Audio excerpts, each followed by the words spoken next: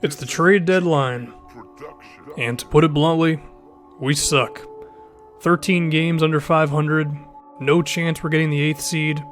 The Cavaliers are also out of the playoff race for some stupid reason in 2K.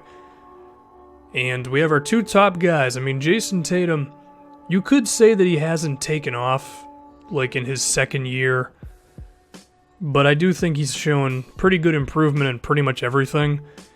And his three-pointer isn't far away at this point. I think going into next season, he can, take another gradual leap. And then Aaron Gordon's really impressive. I mean, 17 points, almost 7 rebounds, 4.5 assists. The vision of what we wanted him to be is starting to become a reality. We're going to have to break the bank for him this offseason, but I'm pretty content with doing that because he's shown a lot of improvement. So here's the thing.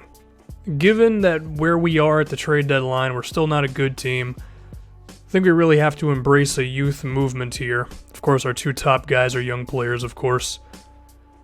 And I think we can do that via a trade. And I think we actually have a lot of power to make a move here to acquire a pretty damn good young player. Let me talk about it. It's all from this Lakers pick. This pick could be the number 1 overall selection in the draft. And if we look at the future draft, one that I still have to edit a lot, one of the big-time players, I should say, Marvin Bagley, who is a power forward or a center, and there's also Moses Brown. Both of these guys are athletes, and they have a lot of abilities. I would say Bagley is a bit better of a defensive player. Brown might be a little better at scoring inside, but they're both good. And we could see either one of them on the roster next season. But now on to this trade discussion. Mario Hezonja, as we've talked about before, he's asking for too much money. His performance just does not equal how much he wants to get paid. So he's going to be on the way out in trade. And because of this Lakers pick, we can just trade our other pick because we're still going to have potentially the number 1 pick in the draft. So if we look at the positions we have, point guard would be the one where we would want to make a move, of course. I mean, shooting guard, I like Josh Richardson as a 3-and-D player. Tatum and Gordon at the 4 spots, or the 4-word spots, I should say. And then Biyombo's at center, but like I just mentioned, we could be getting a big-time young player in the draft at that position. So point guard's the way to go. And I just began searching a lot. Tatum, you gotta hit more threes, man. I went through a whole bunch of young point guards, and I thought, is there anyone who we can really make a difference with, Tyus Jones, Jordan Clarkson. I was looking at Reggie Jackson, nice point guards, but no one who really changes the needle too much. I mean, Eric Bledsoe would, but he's too old for what we're doing. But then I stumbled upon the 76ers. They drafted Colin Sexton this previous draft, and he's been the guy starting for them at the point guard position. And I have to assume that he's their guy for the future, or for the right now, because they're actually a decent team.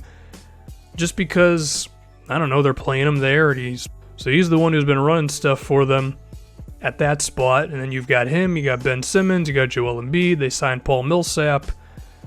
They will be a team that we run into at some point here, as long as we're doing what we're supposed to do, and we have good players in this team and all that. You want to know who their backup point guard is? It's Dennis Smith, the star point guard of the 2017 draft. I say star, he's like the 4th best, but you get it. He's super athletic, and if you just watched my video a couple hours ago, I was talking about him for the New York Knicks. So call this ironic, call this fate, call it, I don't know, his number's wrong in this, but don't worry about it, it's fine.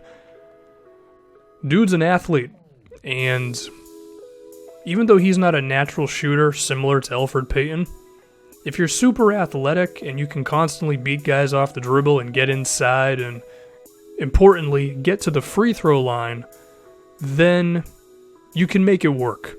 And given that we already have Richardson at the 2, Jason Tatum's getting better on his threes, I think we could surround Dennis Smith with enough shooting to where it all just kind of works out.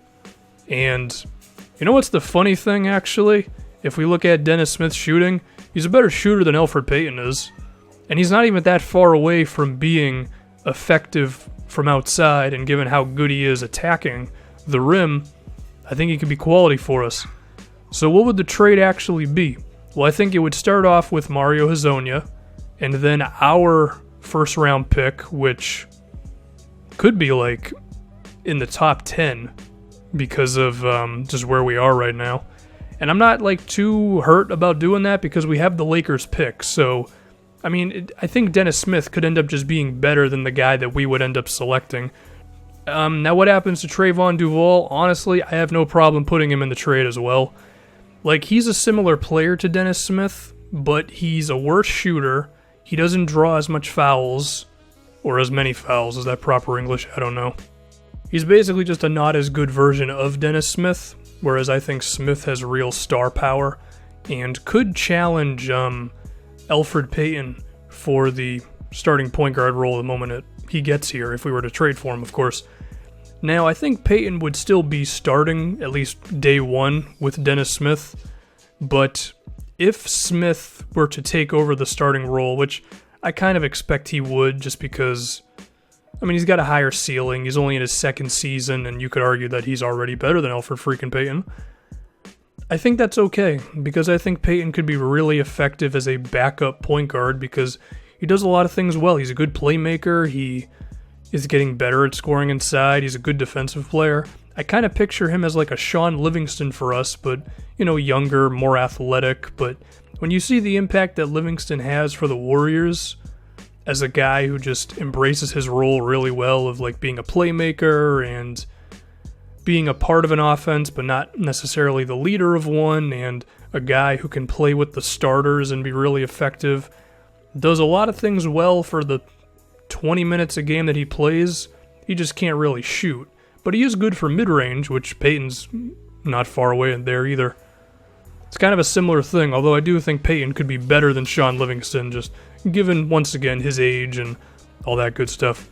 So the trade would basically be Mario Hezonja, our first-round pick, probably Trayvon Duval, and I gotta be honest, I wouldn't mind throwing in like a future first-round pick as well.